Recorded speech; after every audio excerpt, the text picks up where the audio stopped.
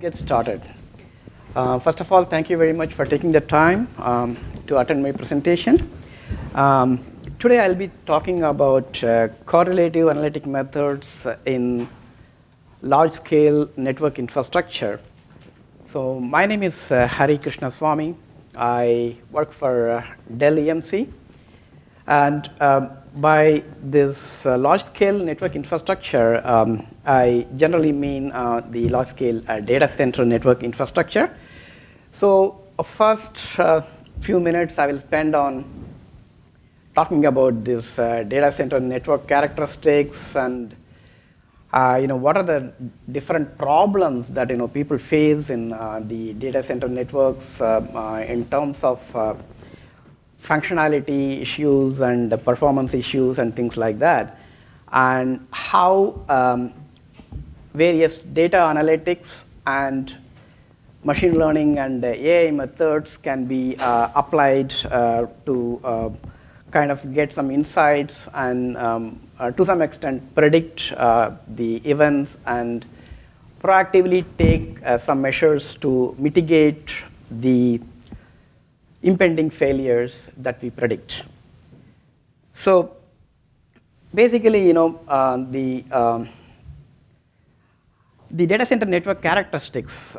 So over the past years, there has been a continuous growth in scale and complexity, and there is 24/7 business workload, and it's been the data centers have been constantly, enhanced by addition of new infrastructural components, removal of those components which are kind of obsolete or which are kind of end of life, and changing execution environment is another one that is a big characteristic of the data center network, where it plays a lot of important role in that. And dynamic workload patterns, so this varies by the day of the week and hour of the day and so on. And dynamic applications arrival and departures.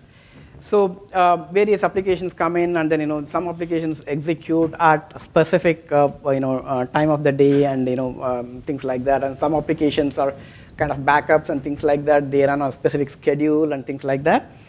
And dynamic updates to firmware and software, that because a data center composed of multiple components, where the servers or the networking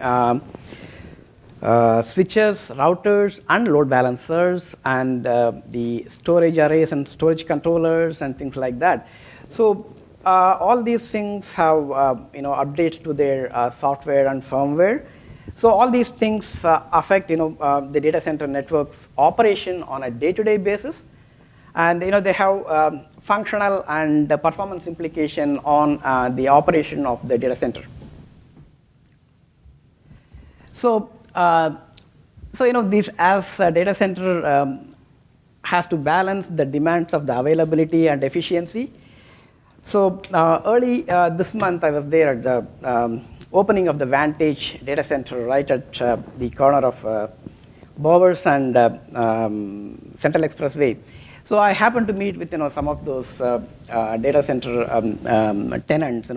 So the actual problem that everybody sees is that they need to balance the demands of the availability and efficiency. So availability means the data center has to cater to that uptime requirements.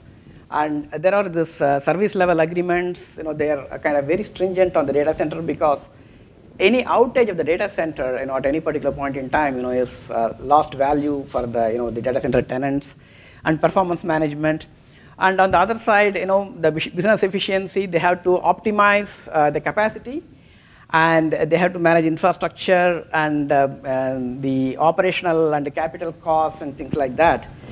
So these are some of the issues that have to be addressed when they have when they are running the data center.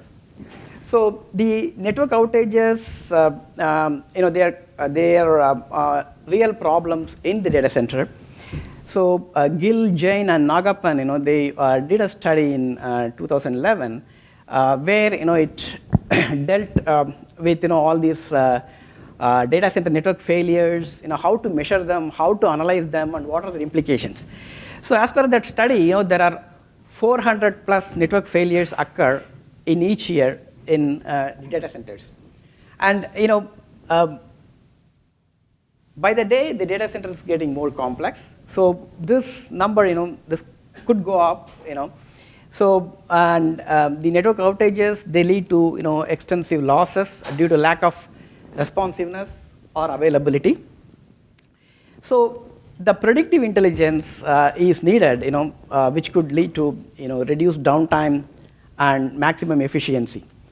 So as part of that, what is needed is, we need a mechanism to predict the failures or outages in advance and proactively mitigate the ill effects or the ill effects of the anomalous behavior, ill effects of the outages, so that the outages will be prevented and their ill effects will be mitigated. So in this presentation, I'm going to give some outline about what are the things that are what are some of the tools and techniques that are available today and that are being practiced, and how they can affect on the what effect they can have on the operation of a data center and things like that. So where all the failures can happen. So it could be device failures. So there are server hosts and network interface cards, HBA, CNAs, and router switch, load balancers and firewalls, and storage controller, disk array, cable, optics, and media. And there are system software and then the protocol software, and application failures, and network failures, data traffic issues. For many applications, they're sensitive to latency and throughput. So latency increase and the throughput decline are a very important issue. And sustained, unexpected long-term traffic load is another concern in the data centers. So to actually, to do a kind of a predictive intelligence system, we need to have data. So our objective is to kind of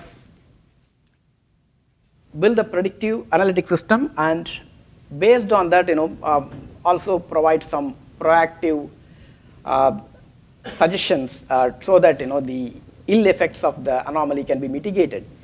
So what we have is that huge volumes of historic data and current data, meaning the real-time data that is collected through a variety of monitoring instrumentation.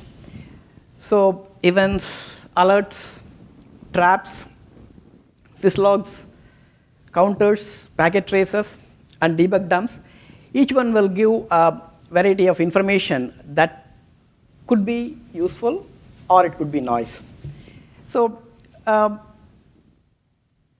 in a normal operation, many of these, in a normal working condition, many of these information will be just information. We don't have much of useful information about, okay, what is the, what is going wrong or what is going bad or anything like that. So when we go further into this, the objective of the AI analytic method is to improve the signal to noise. As I said earlier, there's a lot of noise in the system, and the objective of AI analytic methods is to improve the signal to noise ratio to a large extent, and model development from the available historic data, and blend and ingest a variety of structured, semi-structured, and unstructured data, and find hidden patterns and correlations relating to the network device and the network behavior as a whole. So what are some of the symptoms that anomalous conditions that people face quite frequently in the data center networks? Some backup applications fail, and huge delay in the storage access, and streaming video stalls.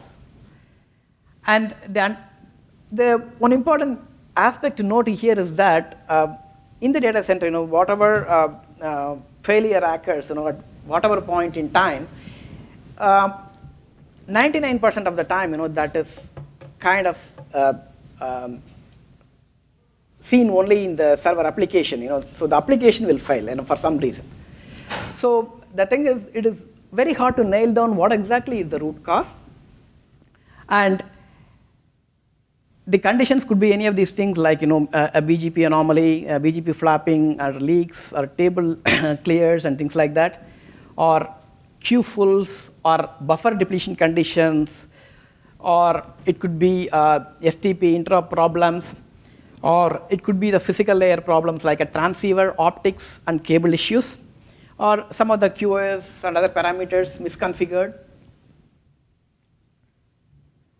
So some of the methods that I'll be talking about for this network analytics is association rule mining, and supervised machine learning is regression, and there is another one called classification.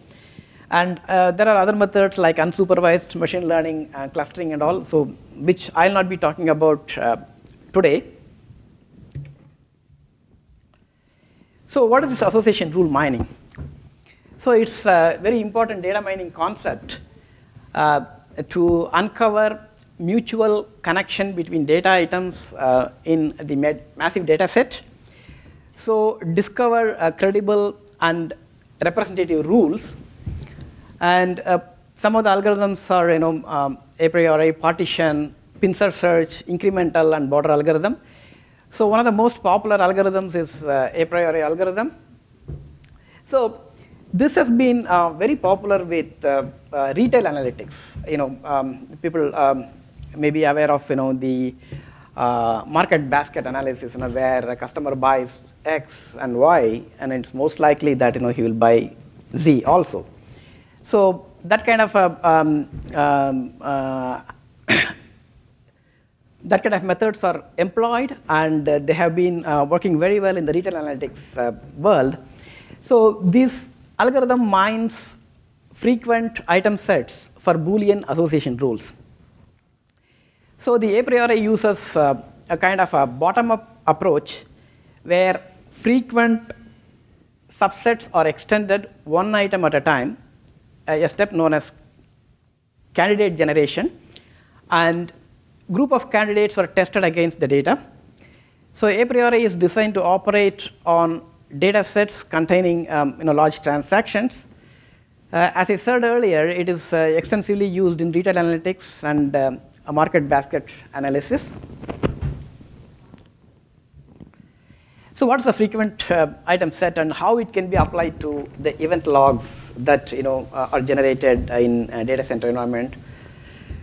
So given a set of B events called the item base and a large database T of event logs, item set I belonging to B, and the support for, I'm introducing some nomenclature here, the support of an item set I belonging to B is the number of event logs in the database T. With a specific minimum support, an item set I is called frequent in T if and only if the support of I is greater than the support minimum. The goal is to identify all the item sets that are frequent in a given event log database T. So we know that from the historic logs we have, all the event logs we have. So if you mine all the logs, and there are some patterns where the event X happens, and then event Y happens, and all the way through, and then the failure event happens. So this is basically finding the frequently occurring pattern of events which could potentially lead to a major failure or major outage. So for example, we'll see an example of this. See where we are finding the frequent item set in the case of event sequence rather. So we have that event sequence for the transaction 1, we have event 1, event 3, and event 4. And for the transaction 2, we have event 2, event 3, and event 5. And then for 3, we have event 1, 2, 3, and 5. And for transaction 4, we have event 2 and event 5. So and we define something like the minimum support as maybe 50%. Okay, so in that case, the occurrence of event 4 is just 1. So we calculate, okay, how much is each event is occurring. Event 1 is occurring 2, and then the event 4 has a minimal. It has a support which is less than the minimal support. So hence that event is discarded, and what we are left with is event 1, event 2, event 3, and event 5. So now, then we take two item event sets together, and how frequently they are occurring in that. So when we have that, we have event 1 and event 2 occurring together once, and event 1 and event 3 occurring twice, and event 1 and event 5 that is occurring once, and event 2 and event 3 twice, and so on. So when you look at that, the items that are highlighted in red, they are kind of less than the minimal support, so we discard that too. So we are ending up with event 1 and 3, event 2 and 3, event 2 and 5, and event 3 and 5. So we extend that to the 3 item event sets. So we have event 1, 2, and 3 occurring only once. So that is the minimal support. That is less than the minimal support 50%. So we discard that. And we end up with the frequent item set event 1, event 2, and event 3. Event 2, event 3, and event 5, which has a support of 2. So this way, you find what are the frequently occurring events which lead to a final failure. So with this, what we create is a kind of a rule base. So it's basically an event sequence model. So apply frequent item sets mining to extract the frequently occurring event sets. So in this case, it is a little different from the market basket analysis in the sense that they don't have a terminal condition where the failure condition it should occur after. It should occur after all these events. So among these frequent item sets, select the ones with the failure events at the terminal as a terminal event. So for example, event A, event X, event T, event R, that leads to a failure event F. So thereby we form the rule with predicting events to failure, and iterate through all the frequent item sets that we have. So you have a model where you go through all the logs. Each and every log is treated as a transaction, and with that transaction, you have multiple logs, and you have massive amounts of logs. So you have all the data, and you mine that, and then you find out, okay, what are the events, specific events that occur at the terminal condition. So thereby you mine the frequently occurring events that lead to failure. See, for example, okay, if this is the event, if this is a timeline of the failure, event 1 occurs, 2 occurs, and then 3, 4, 5, 6, and failure. So what do we have here? We have that historic data. So we do that association rule mining, and then we create the rule base. So when you have the current data, so you know, okay, what are the events that are happening and in the current data. So the processing engine, the rule-based processing engine, it matches, okay, this association rule I have, but currently with the real-time data that we have been tracking, we see this particular pattern. So then this rule base has a specific rule that fires, and then it leads to one of these predictions. There can be multiple rules can be fired at one time, and then you have multiple predictions at any particular point in time. So how do we predict? Certain sequence of events lead to specific failures. Say event 1, 2, 3, and so forth lead to the failure. So a specific point in the event sequence could indicate a probability of specific failures. So imagine you have a sequence of maybe 20 events that lead to a failure. So and you have the current data that you have, real-time data that you have, and you see at least 17 or 18 of the events that happen. Then with a good 18 or 19 events happen, so then you can always say that, okay, with a specific probability that, okay, your failure is going to happen at this particular point in time. So be proactive and take some mitigative action. So additional statistical and support data could help improve the prediction confidence. The next we'll move on to some of the machine learning algorithms. Can I ask a question? Sure. So you need to add some frequency of a sequence of events that leads to a certain failure to identify, okay, this sequence of events leads to this failure. So only after a certain amount of time that a specific failure due to a specific set of reasons happen, you eventually learn about it and know how to early detect it. Question is whether is this how useful is this if only after something happens several times the AI system learns about this tool. Maybe Yeah. I'm questioning if in real life is this really useful, or is it kind of learning after the fact what we could have done better in the past? Yeah, so the learning happens with the historic data. So as I said here, the learning happens with the historic data. We do the association rule mining with the historic data. So in the we have a lot of historic logs that tells us that, okay, hey, this is the pattern that is occurring.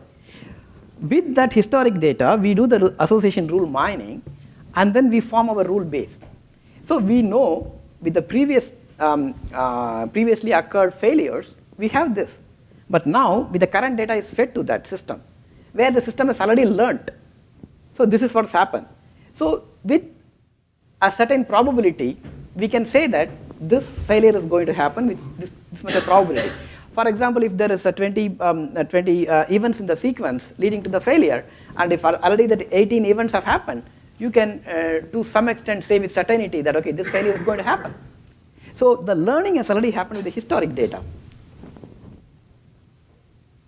I hope I answered your question. Okay, we can take it offline further. Yep. So additional statistics and support data could help in improve the prediction confidence. So again, there are various degrees of correlation that exist between the events, and there is correlation between the event and the data, and there is a correlation between event and things like that. So if I have time, I will touch upon that later. Okay. So then other thing is I'm going to touch upon is supervised machine learning. So the requirement for this is the labeled historic data again. So we have predictor variables, and there is complex interactions that are happening between them. So the machine learning algorithms learn from the labeled historic data, and we have multiple things like the regression and classification. The failure prediction is really a classification task, and traffic demand forecasting is a regression task. So as I said earlier, we need features. So the data sources are all these events and logs, as I told earlier. So the feature extraction, the specific features are extracted from all the data sources that we have. So the data volume is huge, and so it also leads to increased processing time, and features may be highly correlated, and not all features may contribute to predictions. This is due to the fact that some features are there, that they don't really contribute much to the prediction algorithm. And again, when multiple features are highly correlated, having all the features may not be a useful thing. So to process all these things, it will take a large amount of time. So what do? We do some kind of a dimension reduction algorithms for reducing the data size. So a couple of techniques are remove highly correlated features, and principal component analysis is another technique. So the removal of highly correlated features, by taking all the features, doing a feature-wise correlation, and if two features are correlated by more than maybe 80–90%, they are one and the same information, and there's not much of new information that you get. So the other is that principal component analysis. So where new set of features called components, which are composites of the original features but are uncorrelated with each other. You can think of the features as the new components as a linear combination of the original features.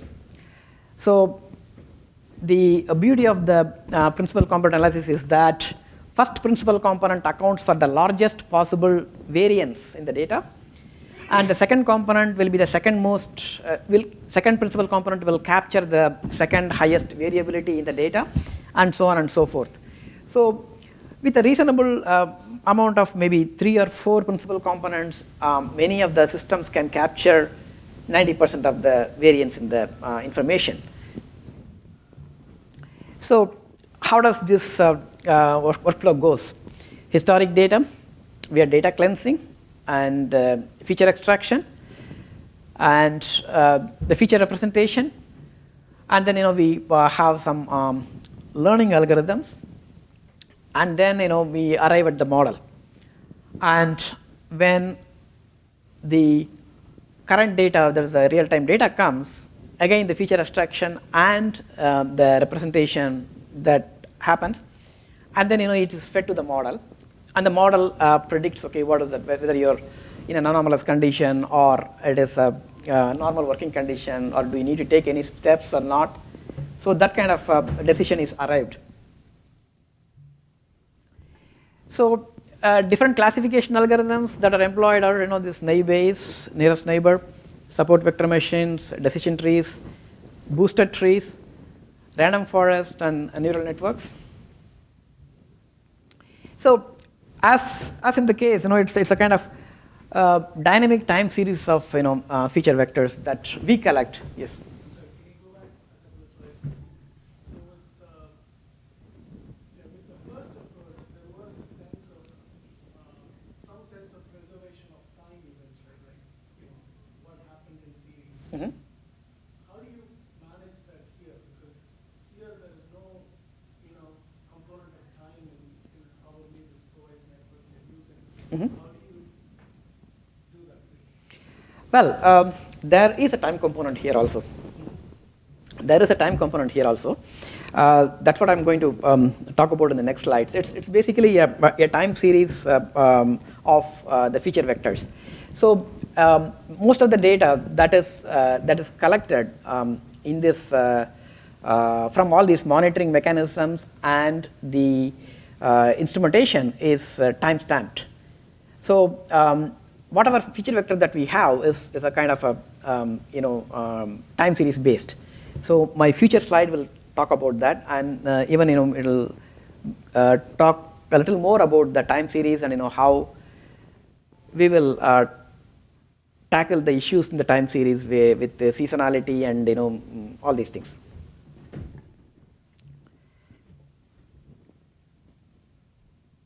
Okay, so if you look at the first column, there's a time series, the time component.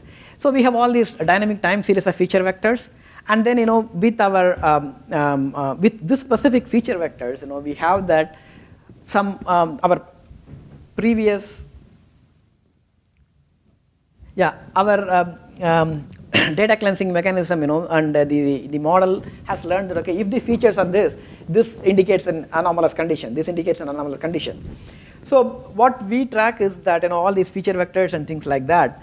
So we have some anomaly happened at maybe time tk, net t minus k, or whatever it is. So with all these feature vectors, we can say that, okay, whether the predicted outcome is a normal condition or anomalous condition. But you have a time t plus y. Okay, at that point in time, we need to predict how the system will behave, whether it is an anomalous condition or not.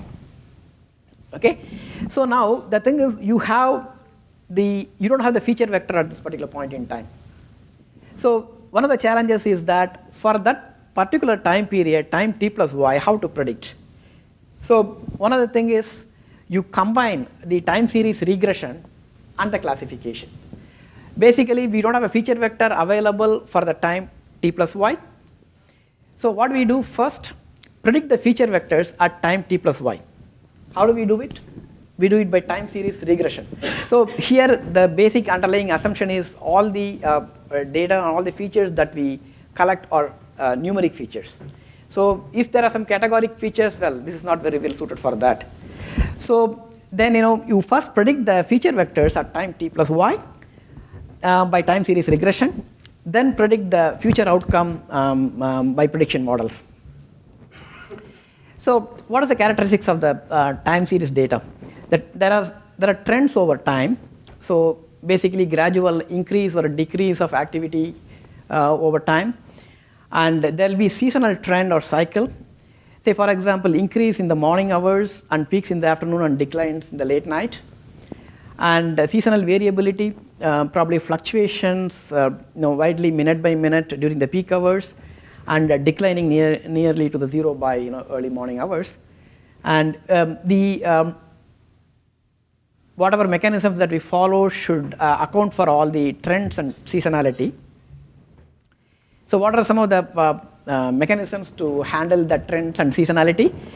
So additive Holt-Winters methods, and multiplicative Holt-Winters methods.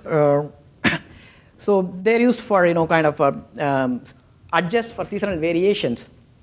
So what do? In the time series prediction, apply the Holt-Winters smoothing so that you avoid or you eliminate some of the effects of these time series characteristics, and then time series regression to forecast the feature vector at time t plus y. So thereby you get all these feature vector value. Then you predict the future outcome using the feature vector. And I believe the next session will be an interesting one on this time series methods and things like that.